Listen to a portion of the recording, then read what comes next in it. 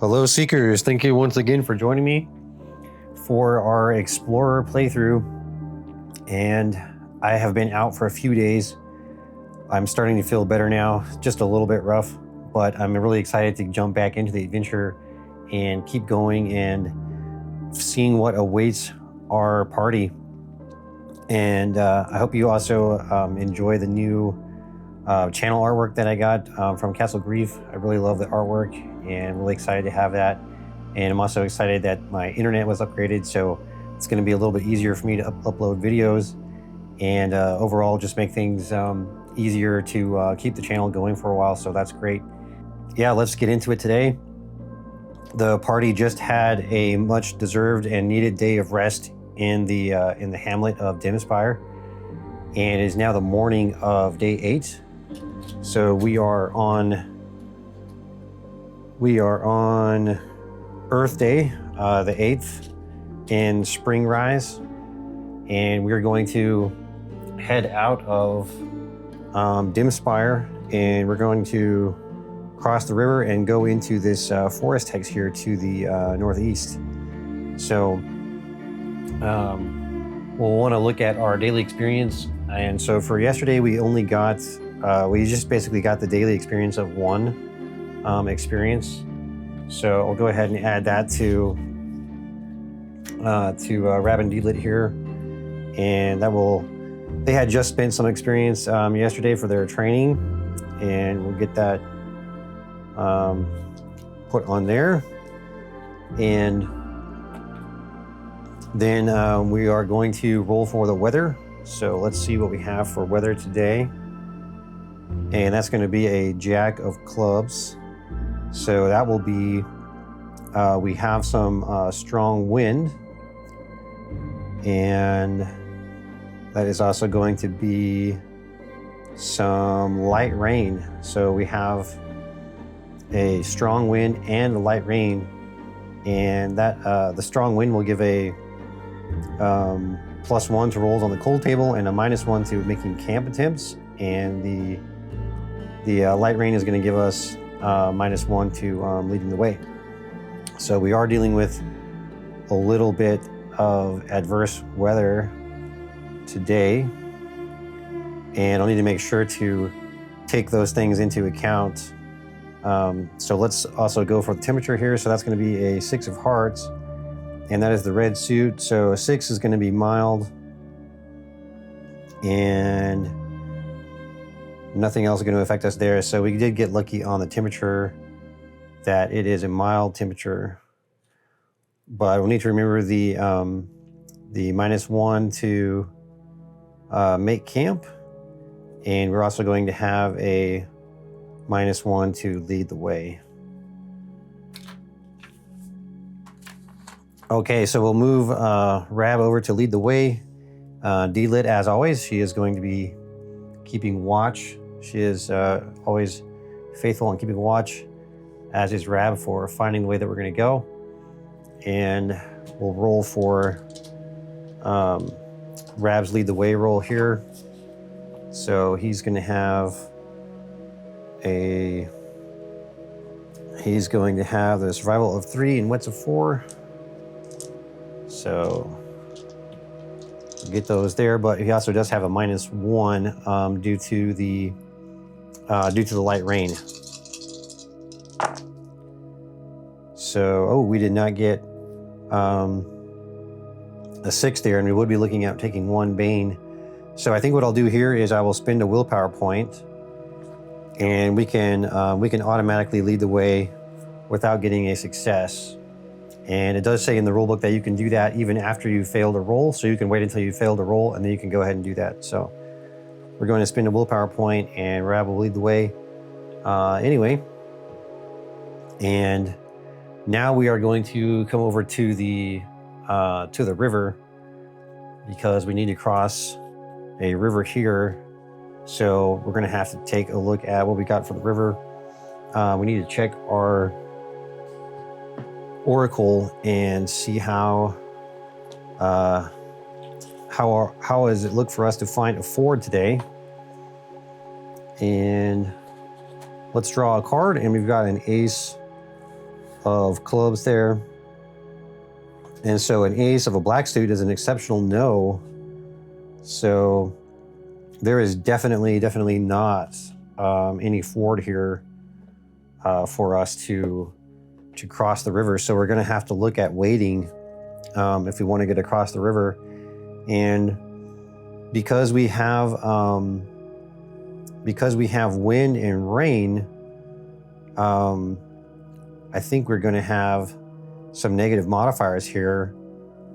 I think we'll just say that it's a -1 for wind and rain, because we do not have heavy rain, which would be a -2. And then during a storm, I'm not exactly sure what, well, actually we don't have a storm, do we? So maybe we do not get a negative modifier here, because you only have to have heavy rain or a storm. And we do not have a storm, and we do not have heavy rain. So, okay, I thought we would get a negative modifier there, but we will not.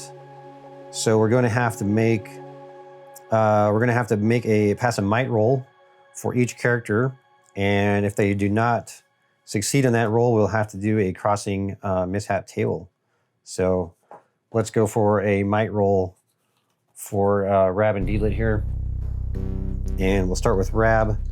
Now he has no level in might, but he does have 4 strength, so that's not too bad. And oh, he's picked up 2 banes already, and this is going to be pretty tough to make this here now. And he did not get it, and he's going to pick up 2 points of strength damage. And wow, that's a harsh way to start right there. And also he's going to have to roll on the mishap table as well. So what's going to be a D6 roll, and we'll see what we get with that. Or no, is that a D6? Yeah, D6. Okay, so +1 if you have a heavy rain. Okay, we don't have heavy rain though. That is a 6. So that's a sprained ankle. So during the crossing, your foot becomes wedged in some rocks and they cause you to sprain your ankle. You're going to take 1 damage to strength. Ouch. So Rab has now taken 3 points of strength damage just getting across this river. So he has almost been broken on strength to get across this river. And now we'll have Deedlit make her check. Now she does have a might of 2, so that's going to help her to pass this check here. Hopefully she's going to do better than Rab did. And yeah, she has got a 6, so that was no problem for her there. And yeah, Deedlit will cross with no problem, but not a good day for Rab right now. And we're already looking in a little bit of a tough spot with his strength like that. So we might even have to just make a camp and rest right away before we can do anything else. So, all right, so now we cross over into this forested area after that very somewhat harrowing river crossing there. And I'm just gonna note our direction there. And so normally what we would do is we would probably want to do a survey right now, but due to the strength damage for Rab, I think it might be a bad idea. And actually, we do need to roll for an encounter as well as we come into the hex. So let's check for an encounter. We're going to look at the new hex encounter, and that's going to be we're going to draw a card. So we've got a 2 of hearts, and that is going to be a random encounter from the Game Master's Guide. So let's take a look at that. So we'll roll on the table here. This is going to be a D66 roll, and we've got a 46. So we are in a forest, and 46 is going to be number 28. So let's see what encounter 28 is going to be. And that is the empty house. So at a distance, smoke from a chimney can be seen. A small cottage nestled between tall trees. On a stand of sticks, laundry hangs to dry. Next to the building, there is a small fenced enclosure, but no animals can be seen. A small field is surrounded by rocks picked from its soil. Green stems stand in straight lines. You hear a ripple from a stream. So we've arrived at a cottage where a family was living, and they were recently attacked and they were taken as slaves. And so the cottage is empty. Now this could be the slavers that we saw earlier. And a fire is still burning. And on the dinner table there are carders for wool. In a crib lies a doll, and a chair has been tipped over, and a splash of coagulated blood decorates the wall. The residents nor the kidnappers are anywhere to be seen, but footprints can be found in the mud outside the cottage. If the adventurers track the kidnappers, their stats are going to be as typical bandits. They will find that the local lord needs new slaves for his silver mine. Okay, so we could track them. I think normally we would go for that, but unfortunately with Rab spraining his ankle and taking all that damage, I think before we can do anything with tracking them, we are going to have to take a rest here. But maybe after a short rest, they could set about tracking them. And you know, Rab being something of a explorer and a survivalist, I think he would pride himself on being able to track. So I think it's something that they would like to do, but we'll probably have to rest up first to give ourselves the best chance of taking them down. So we'll put that we found an empty cottage here, and let's go ahead and make a camp. And now that we have had an encounter today, we don't need to actually check for an encounter again, but we will come back to that encounter after we've had a rest. So we'll advance into the daytime here, and we're going to bring Rab down to make a camp. And just in case we have a mishap or something, I will still keep Deedlit on watch for right now. But making the camp would be important for Rab, so let's do that. And I think Rab does have he has the flint and steel again, so he is going to get a +1. Now we do get a -1 as well because of the wind today, but we get a +1 with the flint, so we're just going to keep it as the same. And so this should be a total of 7 dice here. And yeah, we've got some 6s there, so no problem. And the camp has been made. Okay, so right now Rab is going to sleep, and Deedlit will stay on watch, and Rab can recover his strength damage. So we're back up there, and we'll go to the night, and Rab is actually going to go ahead and keep watch, and then Deedlit is going to sleep, and we'll have both of them eat and drink, which is going to be. That's going to be a D10 for both of them on food, and then a D12 for Rab, and a D10 for Deedlit on water. So here's for the water, and we've got a 12 and a 3, so we didn't consume any water.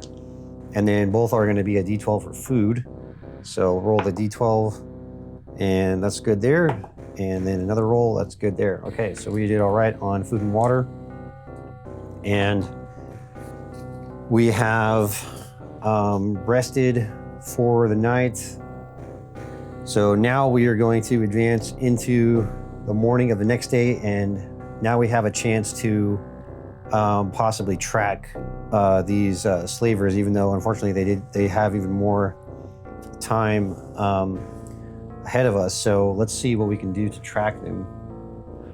Okay, so I spent a minute checking the rulebook about tracking, and I know that Wolfkin can track. They can use willpower points to help them with tracking if they've designated someone as a target, someone that they've actually seen. So I don't really know how tracking works for other types of characters, but I think what we'll do is they will return to the tracks that they found, and we'll just go ahead and make a scouting roll.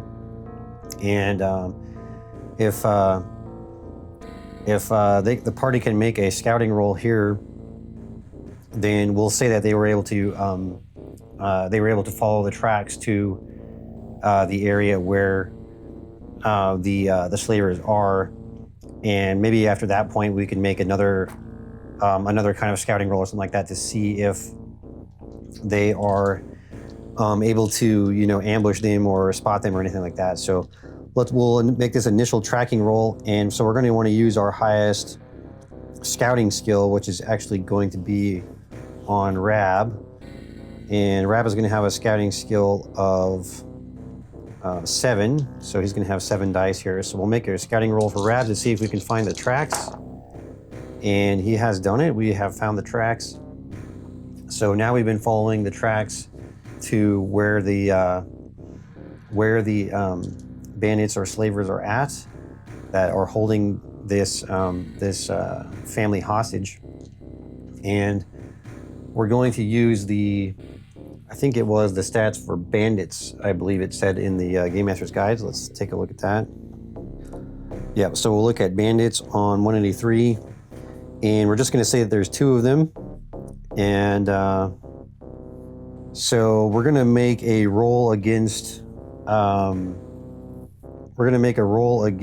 their scouting ability. So scouting is going to be wits. They got a wits of 2, so we'll make a roll against their scouting to see if we would have the ability to possibly set up some kind of an ambush on them. And we'll do the ambush at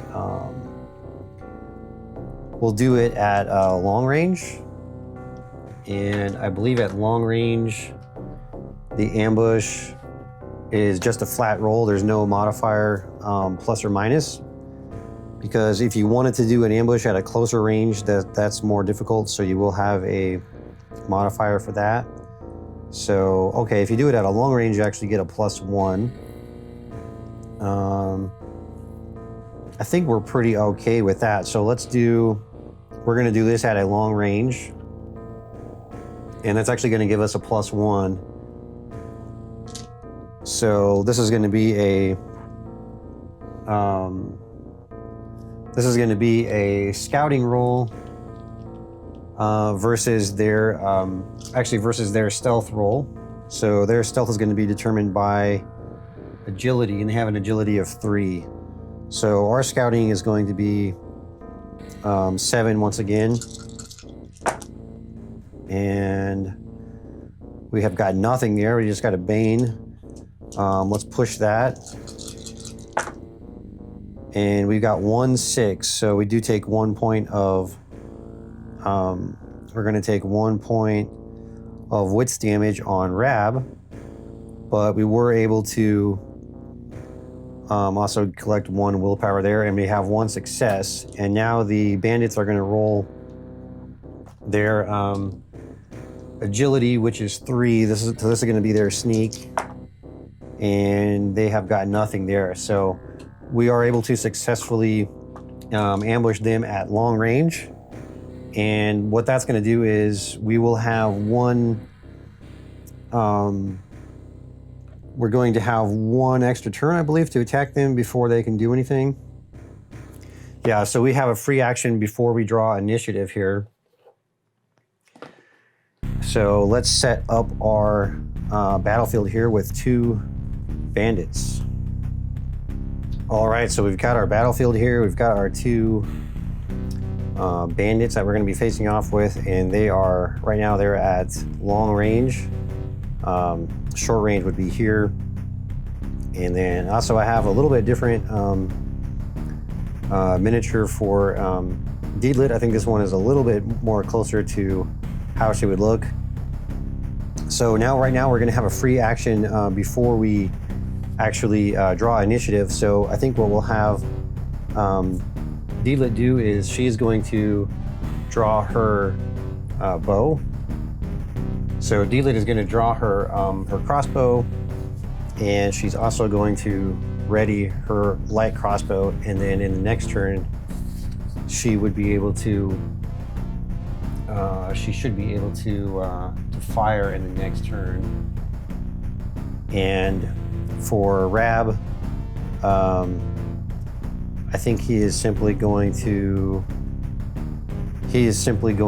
hold turn for right now. Now we're going to draw initiative. Deedlit, because she has the lightning fast ability, she would be able to draw 2 initiative cards. So we'll let Deedlit go first. So she's got a 3 and a 4. So I think Deedlit will pick the 3, and we'll shuffle the 4 back into the deck.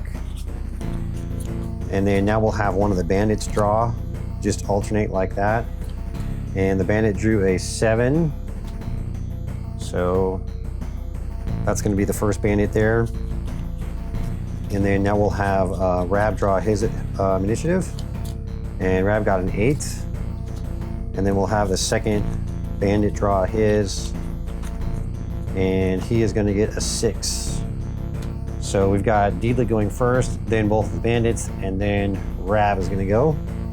Let's start off with Deedlit. So she, in the ambush round, she readied her light crossbow, and now she could aim her bow, and she can fire if she uses both her slow and fast action. And her crossbow has a long range, so there's no problem with that. But it does say that loading actually is a slow action, so she will only be able to aim and load, I think, then. Okay, so she's only gonna be able to aim and load, so she still cannot shoot this round, I believe. Now, if she'd already had her crossbow ready, I guess she wouldn't need to do that, but I don't know. It seems like because we had an ambush, I think the crossbow should already be ready. So we'll say that because it was an ambush, the crossbow was already ready. So she spent 1 fast action in the ambush round to aim it, and then she spent 1 slow action in the ambush round to load it. And now she really only has to spend. She's only got to spend her slow action right now to shoot. So she's going to shoot the weapon right now. And we're going to be using her marksman skill, which she has a skill of 3 in marksman. And then her agility is 5, so she's going to have a total of 8 dice here, as well as 1 bonus dice for the crossbow. And she has picked up 2 6s there. And so that's going to be a success there with 2 6s. And she's going to be targeting this this bandit right here. And the crossbow does it does 2 damage, so that's going to be a total of 4 damage there with each hit. And now we need to look at the bandit's armor. They do have leather armor. That's going to be about it. So they have leather armor. So let's take a look at leather armor. I think Rab actually has leather armor. No, he's got studded leather. Okay, so for leather armor, the armor rating is 2. So he will be able to roll 2 gear dice to see if he can defend any of this damage. So let's roll 2 dice for him and see if he can defend any of this with his armor. And oh my god, he got 2 6s. So his armor takes all of the damage there, I believe, is how that works. Okay, so it's actually just going to increase the damage by 1 for each success. So he is still going to take 2 points of damage. All right, so he doesn't take any degradation to the armor, but he is going to still suffer 2 points of damage to his strength there. So that's going to put the these are slavers actually. So slaver 1 is going to be at, they start with a strength of 3, so he is going to be at 1 strength right now. He's taken 2 points of strength damage. So unfortunately, he got that super lucky roll with that armor. We could have actually just taken him out right here and now. That would have been amazing, but wow, can you believe it? 2 6s. Okay, so now it's going to be, that was Rab's turn, or sorry, that was Deedlit's turn. And now we're going to go to the first bandit here. So this one's going to be the first bandit. And actually, I'm going to change the color on his base there. So now we know that this bandit who's taking some damage, that's the or slaver actually, that's the orange one. And now he's going to do, let's see, he's going to move up into short range, and I'm not sure how far they can move in a forest. I think maybe because it's a forest, he can only move one distance per round. Not totally sure about that, but we'll just say that. And these guys do have, they do have a sling or a short bow, so he could possibly ready a sling or a short bow. But I think that he of course has already taken damage from the bow, so he's already been kind of getting picked off from the bow. So I think he's going to want to close distance as fast as possible, because there's no safe place for him just to stand there and try to trade blows at range. So he will move in, and then we'll go to the next bandit, and that one is also going to move in to short range, and that will take care of his turn. And then now we're going to have Rab is going to go for his turn, and he is simply just going to hold position right now, and then we're going to have pass the turn over to Deedlit. So Deedlit, she would need to spend a slow action to load her crossbow. And with the bandit closing in, I think right now would be a good time to switch her weapon. So she's going to use a fast action and switch her weapon over back to her broadsword. And I believe that's about all she's going to do right now. Yeah, so Deedlit will just switch back to her broadsword, and she will wait for the bandit to close distance. And so now the bandit is going to come into range here, and he is going to attack. So let's roll for his attack on Deedlit. Now he's got a broadsword as well, and he has a melee of 2 and a strength of 3. So he's going to get a total of 5 dice here. And then also with the broadsword, he will get 1 gear dice, I believe. Oh no, he gets 2 gear dice with the broadsword. All right. So he has not got a 6 there, so that was a total whiff. And not that Deedlit was really afraid. She has a large shield and she's ready to defend. But so that's going to take care of the first bandit's turn. Now the second bandit will come in and he will attack Rab, and he has also got a broadsword, and so we'll make the same roll here. And he also did not get anything. And seeing as these are just standard slavers, standard monsters, we're not, well, they're not monsters, but standard enemies, so we're not letting them push. All right, so now we'll go to Rab's turn. And Rab is going to use his whip. He's going to get a +2 bonus for the whip. Now, a whip is very good at disarming, so it would be a good weapon to try to use to disarm. But in this case, I think if we were going up against a single foe with a large health pool, you know, something like maybe a single Minotaur or something, going for a disarm would be really good. But in this case, I don't think going for a disarm is that useful. We're probably better off just going for damage and trying to get the kill. So we'll have Rab attack with his whip, and that's going to be, he's got a 1 in melee and then 4 in strength, so he's going to have a pool of 5, and then also 2 for his whip. So, yep, got those there. And yep, he's got 1 6 here. And we could push it, but we do have 1 Bane on the gear die. And definitely don't want to do any damage to the whip, so we're not going to push that. So he's got 1 6, which would be basically be 2 damage because it's got a +1 bonus. So yeah, so Rab is going to do 1 damage And right now the bandit is going to, now if he wants to, he could dodge this, or he could parry. And he has a broadsword, which I believe a broadsword has parrying.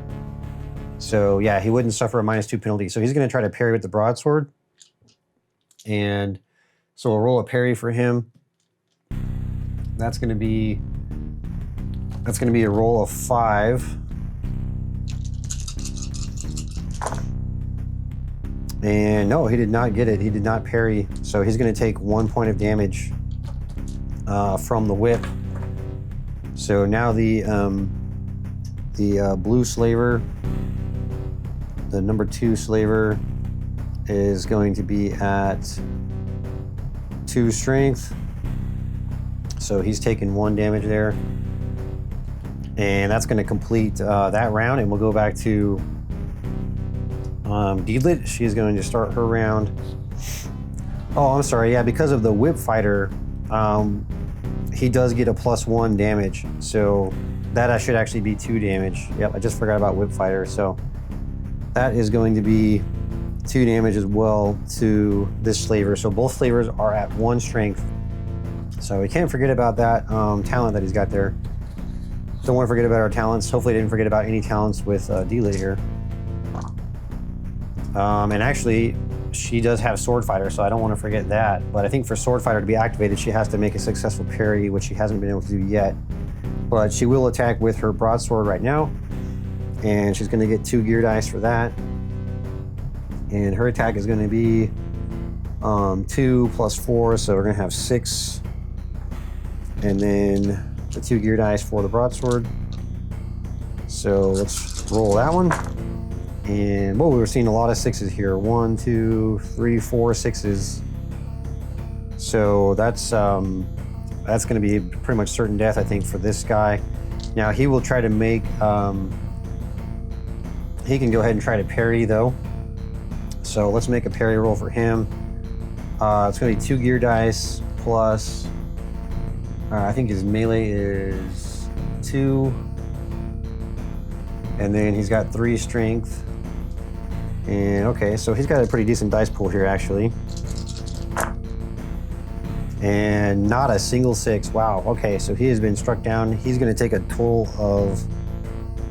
He would take a total of 8 damage there. So he has just been absolutely. He has just been absolutely cut. Probably dismembered by Deedlit there, so he is going to go down, and he's broken on strength. So let's write down that he is broken. That's going to be the slaver 1 there. And now the slaver is also going to have to roll on the critical injury table as well for slashing. So let's take a look at that. This is going to be a D66 roll.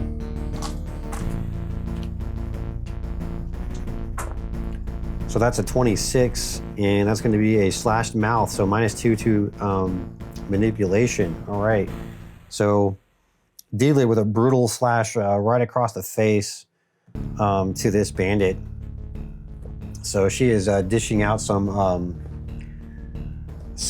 retribution, some vengeance after seeing what they've done in that cottage there. So that's going to take care of that guy. He pretty much can only just crawl around right now.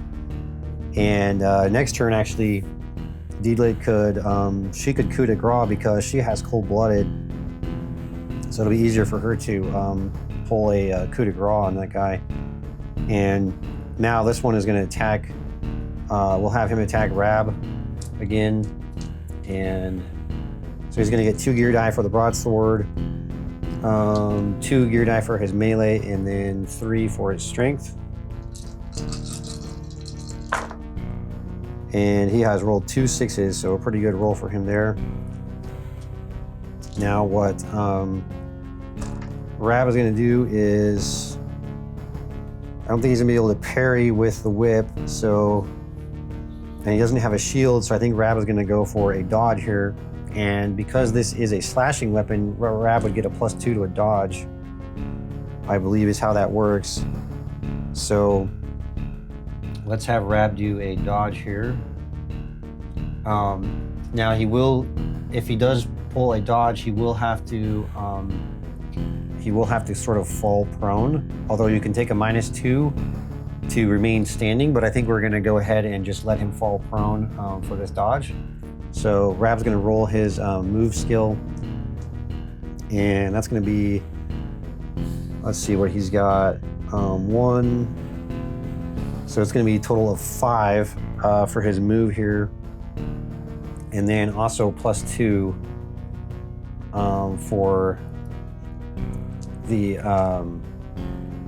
he gets +2 because it is a slash, because he's trying to dodge a slash. But as I said, he will have to fall prone to the ground. And he has got 2 6s.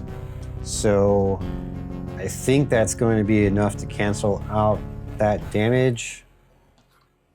Or at least most of it. I'm gonna have to double check dodge here. Dodging is actually somewhat complicated in this game, I believe. It's really a lot to it. Okay, so you're gonna throw yourself out of the way, and you get a +2 if your attacker is slashing. Every every success that you roll eliminates a success from the attacker's roll. And yeah, okay. So, and you could remain standing at a -2 penalty. All right. So yeah, dodge is just one little paragraph, but there's a lot of stuff there. So we do successfully cancel that out.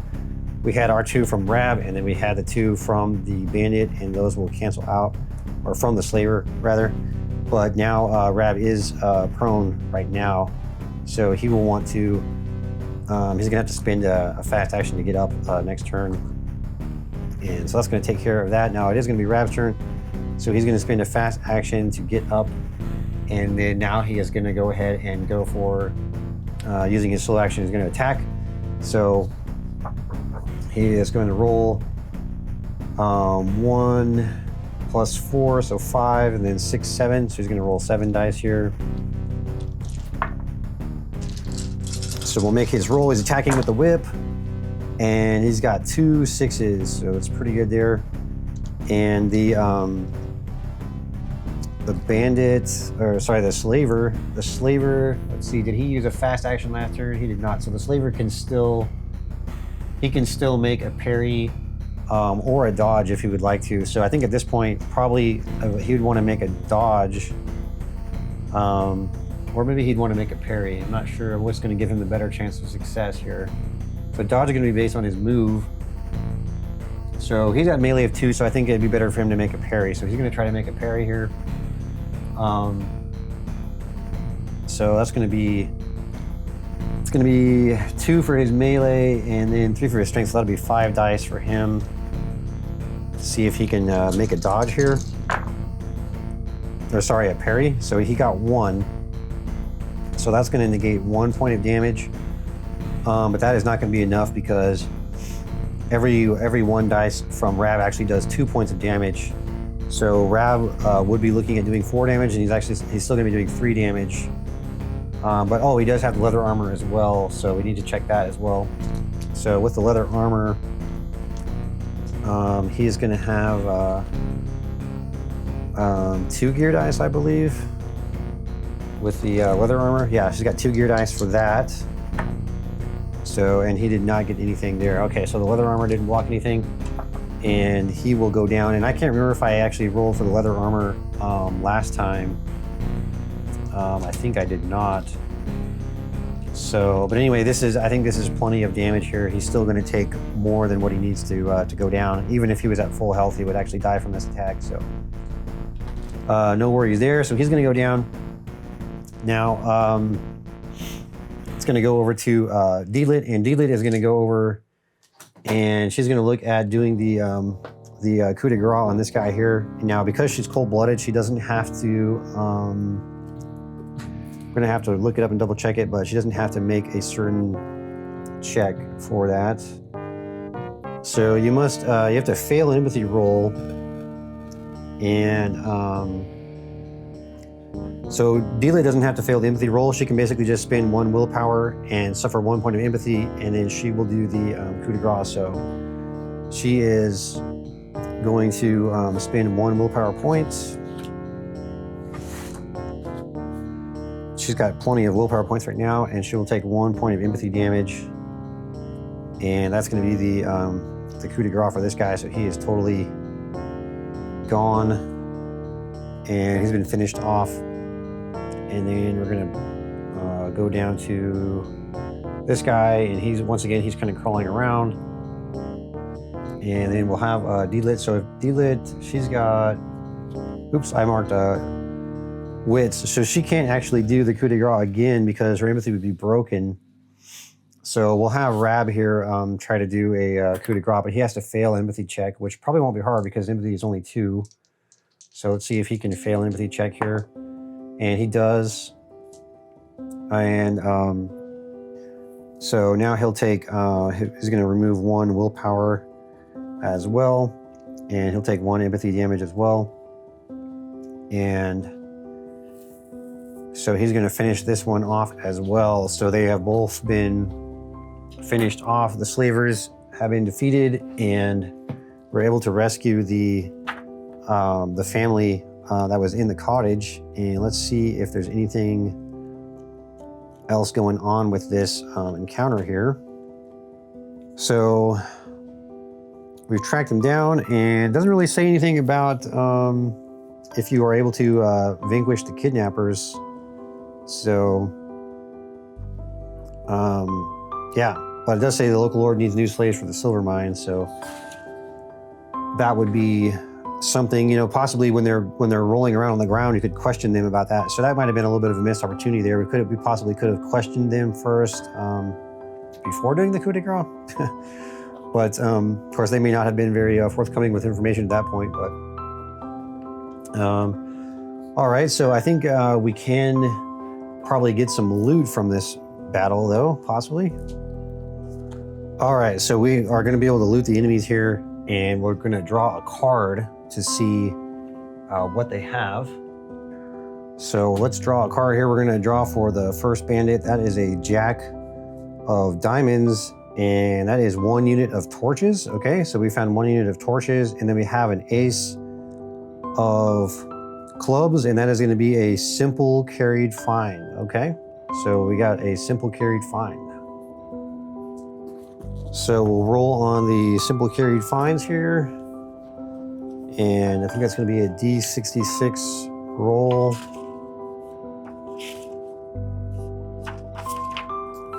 Where is that at? Here we go, simple carried finds. So let's roll a D66 and see what we get.